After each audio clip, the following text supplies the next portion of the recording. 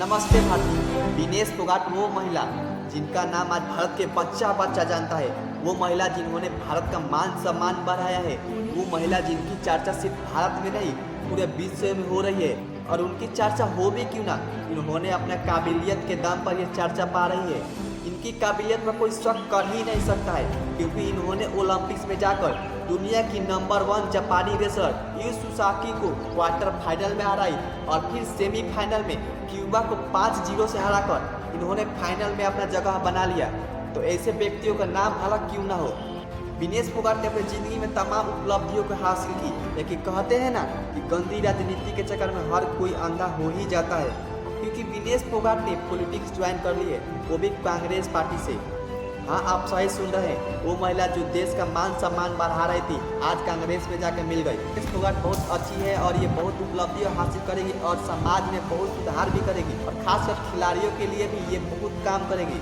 लेकिन क्या इनको कांग्रेस में ज्वाइन करना अच्छी बात थी? मैं ऐसा नहीं कह रहा कि कांग्रेस पार्टी खराब है, क्योंकि इन्होंने खुद कहा है। पूरी जानकारी देंगे आपको, लेकिन आप पहले मेरे वीडियो को लाइक करो और चैनल को सब्सक्राइब करो। हाँ, सब्सक्राइब करना फ्री है, तो प्लीज़ आप लाइक और सब्सक्राइब कर दो। चलो शुरू करते हैं शुरुआत से। विनेश फोगाट का जन्म हरियाणा के दादरी में 25 अगस्त 1994 ईस्वी को हुआ था। इनका जन्म एक सामान्य परिवार में बिल्कुल भी नहीं हुआ था। इनका जन्म एक खानदानी रेसलर के परिवार में हुआ था। हाँ, जिस तरह से बॉलीवुड और पॉलिटिक्स में नेपोटिज्म चलता है, ठीक उसी तरह से इनके भी घर रेसलरों की नेपोटिज्म चलता है। लेकिन अंतर सिर्फ इतना है कि बॉलीवुड और पॉलिटिक्स में बिना किसी काबिलियत के दम पर नेपोटिज्म चलता है, लेकिन इनके घर पर अपने मेहनत और काबिलियत के दम पर नेपोटिज्म चलता है। ये अपने काबिलियत के दम पर रेसलर बनते हैं, ना कि अपने पिता के सपोर्ट से। विनेश फोगाट बचपन से ही रेसलर बनना चाहती थी, क्योंकि इनके घर के सारे लोग रेसलर ही है। इनके चाचा, दादा, पापा, भाई जितने भी हैं, सब लोग रेसलर हैं। इसीलिए ये भी चाहती थी कि मैं भी एक रेसलर ही बनूं। और इन्होंने अपने मेहनत और काबिलियत के दम पर रेसलर ही बनी और इन्होंने कई ऐसी उपलब्धियों को हासिल की है जो शायद ही कोई महिला ने की होगी। और इन उपलब्धियों के साथ साथ इन्होंने अपने देश का नाम रोशन भी किया है।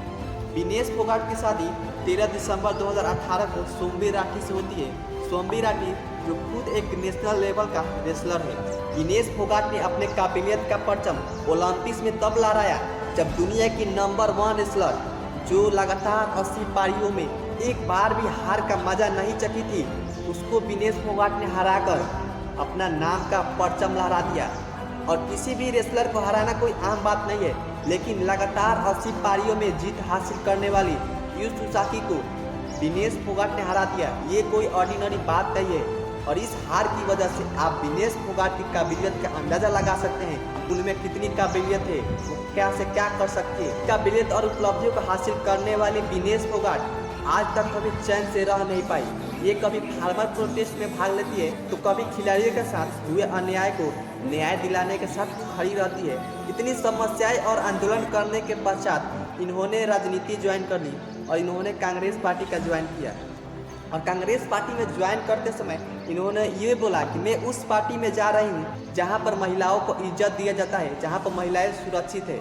और मेरे संदर्भ में ये बहुत ही गलत काम किए विनेश फोगाट ने। उनको राजनीति में ही जाना है तो किसी भी पार्टी में जाए, इससे हमको कोई प्रॉब्लम नहीं है। लेकिन इन्होंने कहा था कि मैं उस पार्टी में जा रही हूँ जहाँ पर महिलाओं को इज्जत दिया जाता है, जहाँ पर महिलाओं की इज्जत की बात की जाती है, जहाँ पर महिलाओं को सम्मान दिया जाता है। अगर जो ये कांग्रेस को ज्वाइन करती किसी और बहाने से, जैसे ये कह सकती थी कि मैं कांग्रेस ज्वाइन कर रही हूँ ताकि खिलाड़ियों को न्याय मिल सके, किसान जो आंदोलन कर रहे उनको न्याय मिल सके। लेकिन इन्होंने महिलाओं की इज्जत की बात रखकर इन्होंने खुद की पैर पर ही कुल्हाड़ी मार ली। मुझे लगता है कि ये अपनी ज़िंदगी की सबसे बड़ी गलती कर रही है।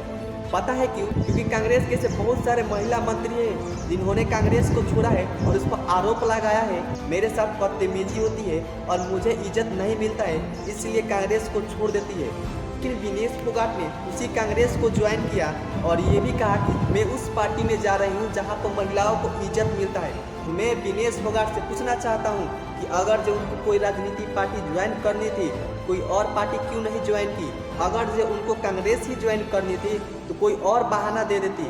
ये क्यों कहे कि मैं महिलाओं की इज्जत के साथ खड़ा हूँ, मैं उस पार्टी में हूँ जहाँ पर महिलाओं को इज्जत दिया जाता है। मुझे लगता है कि ये उनकी सबसे बड़ी गलती है।